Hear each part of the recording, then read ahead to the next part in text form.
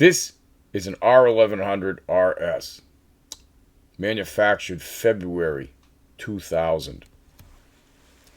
In my shop, with just under 80,000 miles, it's due for a service.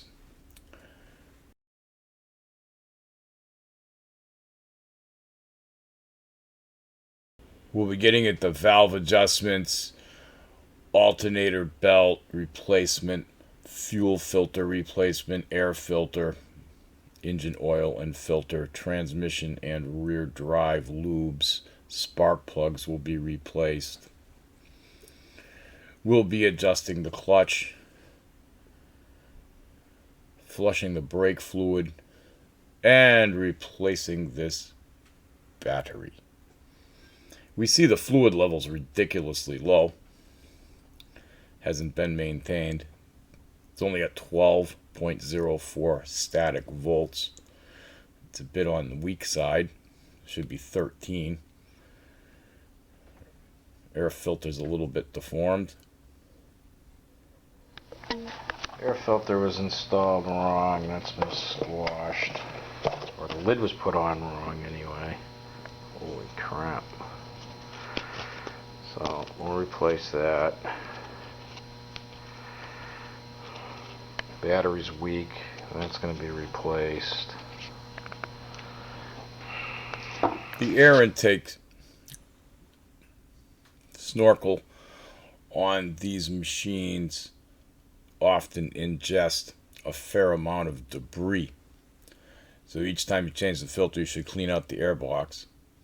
I document on the new filter date and mileage. We see how low all of the cells of the battery are. We'll be replacing it with a Westco. I use an electric engraver to put the mileage and such on there. There's your air intake to the air box. As we see, there's nothing covering the end of it, so anything can get in there. I cover them with a screen, a little bit of screen and a zip tie. Oil filter. That's your sight window with no oil in it. Next, you'll see the sight window with too much oil in it. That's because we have not started the engine yet. Even if you pre-fill your filter, you'll have a little bit of overage before you run the engine. Rear drive was overfilled, puking out of the fill plug.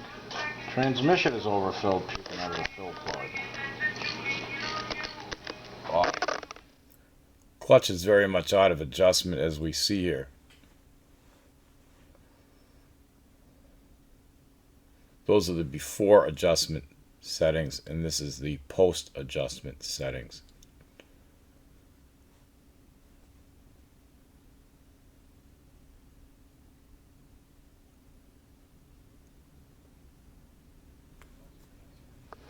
Clutch adjustment was horribly out.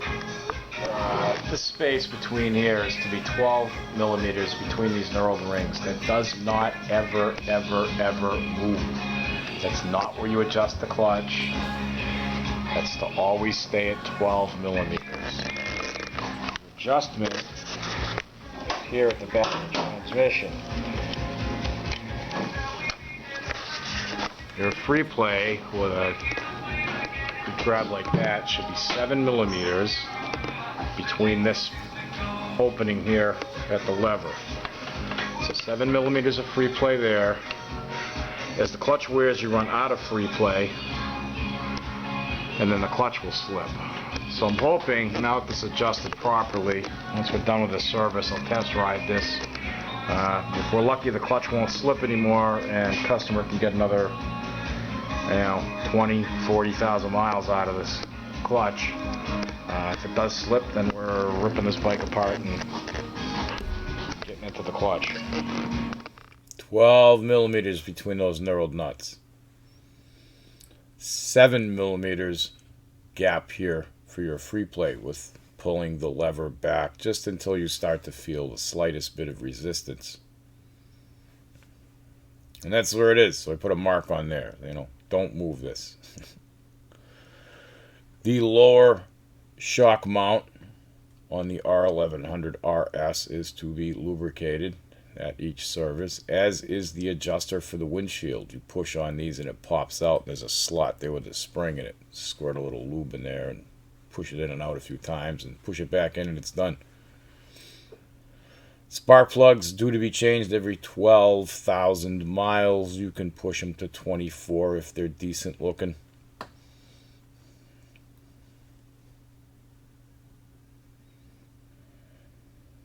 Those aren't terrible, but we don't know when this bike was last serviced, so changing.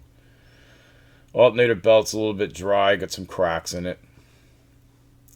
Due for a change. Here's our new one.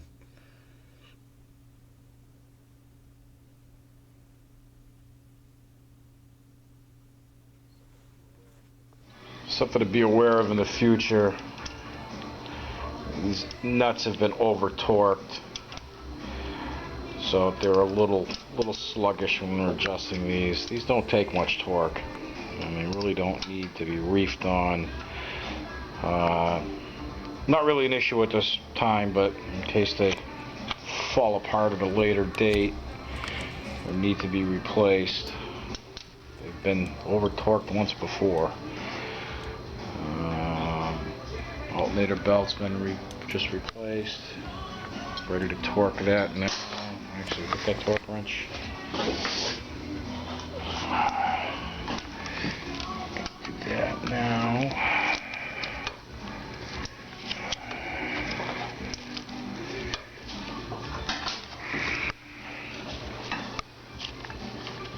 These get torqued to 8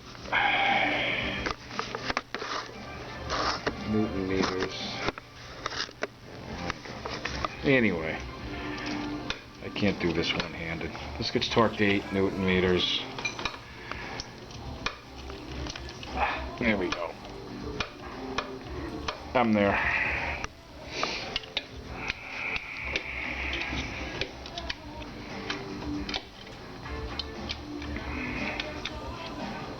Once you secure one, it will hold everything in place.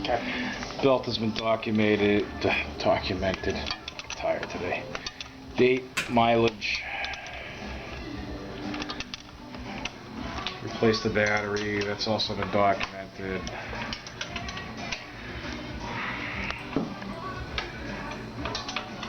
Oil filter, engine oil, transmission, rear drive lubes, all replaced. We'll be doing brake fluid soon. Air filter was replaced. We'll do the fuel filter soon and then brake fluid. And then this can go back together, run up to temp, synchronized, and test ridden. We'll see if this clutch still slips.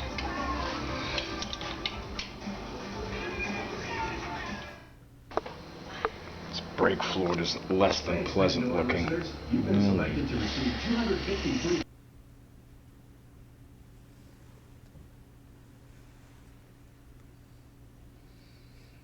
Not the nicest looking stuff. This particular bike we flushed twice.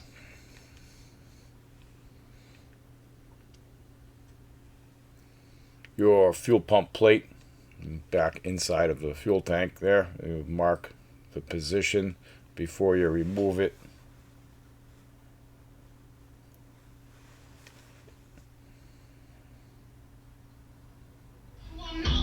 Fuel filter from this 2000 RS. 9 years old at this point. Manufactured 30 December 2003. I'm going to show what happens with these stinking charcoal canisters on these bikes. Fuel looks okay coming out. Put any pressure to it.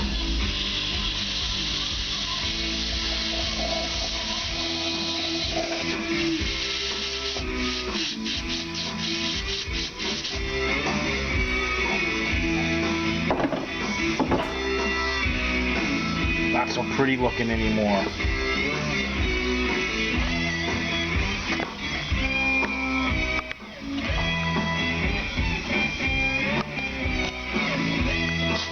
That's why we removed the charcoal canisters from this fuel system. All it does is fucking grunge up the filter.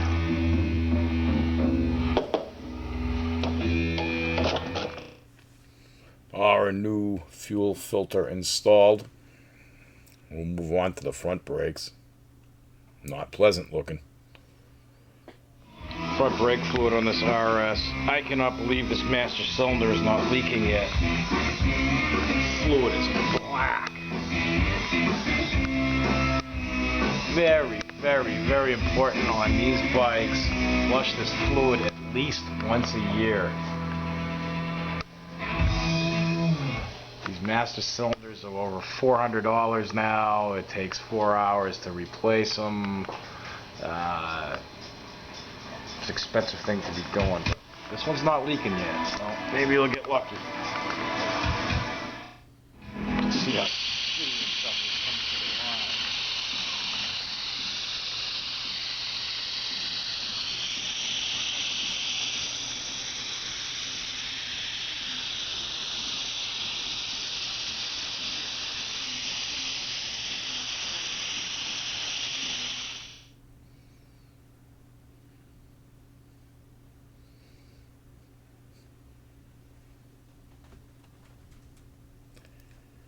Here's a service checklist that the technician uses. And, you check off as you go along. Alright, we're out on a test ride to verify post-service, see if this clutch still slips after the clutch adjustment. I've already ridden about 1.5 miles and it has not slipped yet.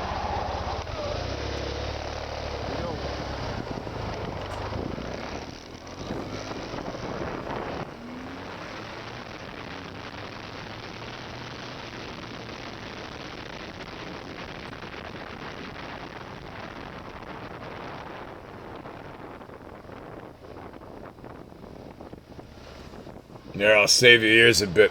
We're out on a test ride to see if this clutch will slip. And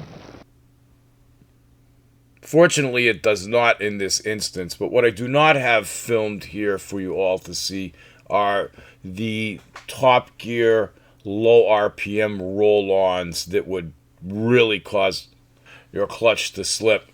This is the finale of the bike.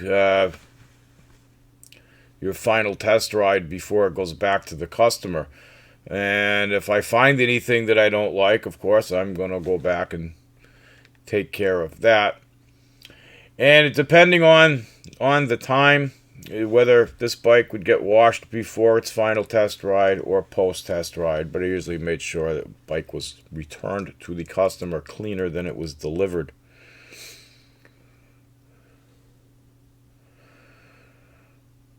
And that's the story of this particular one. We returned from the test ride here back to the shop.